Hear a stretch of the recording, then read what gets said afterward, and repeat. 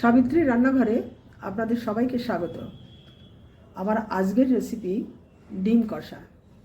ডিম নিয়েছি, পেঁয়াজ আছে, একটা টমেটো আছে, আদা রসুন আছে গ্রেট করা, কিছু কাজু আছে, নুন আছে, হলুদ আছে, শুকনো লঙ্কার গুঁড়ো আছে, ধনে গুঁড়ো আছে, জিরে গুঁড়ো আছে, ফোড়নের জন্য আছে গরম মশলা, জিরে।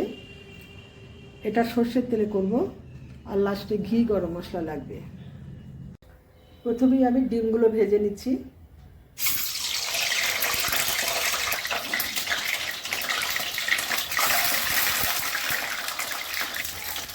হলুদ দিয়ে দিই, তাহলে সাদা ভাতটা কেটে যাবে।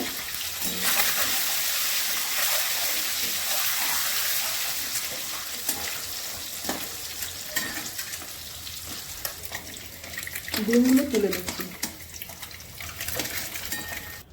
জিরে গরম মশলা ফোড়ন করছি,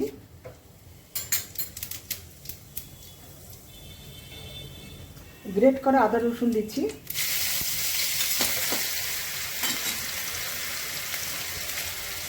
টমেটো, পেঁয়াজ আর কাজু বাদাম বেটে নিয়েছি, এটা আমি দিয়ে দিচ্ছি মশলাটা।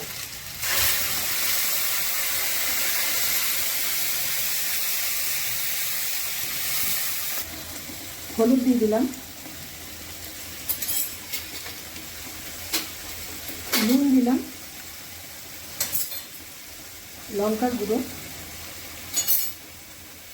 জিরে গুঁড়ো, ধনে গুঁড়ো। এবার আমি মশলাটা ভালো করে কষিয়ে নেব।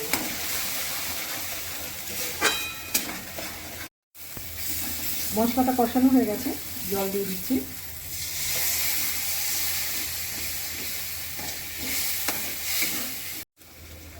জল ফুটছে, ডিমগুলো দিয়ে দিচ্ছি।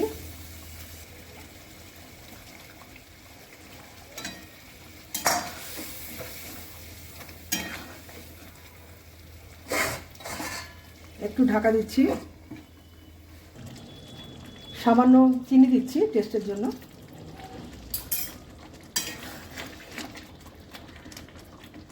গরম মশলা দিলাম,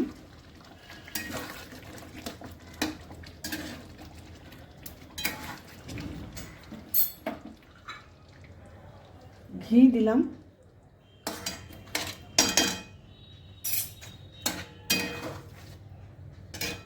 ধনে পাতা দিলাম।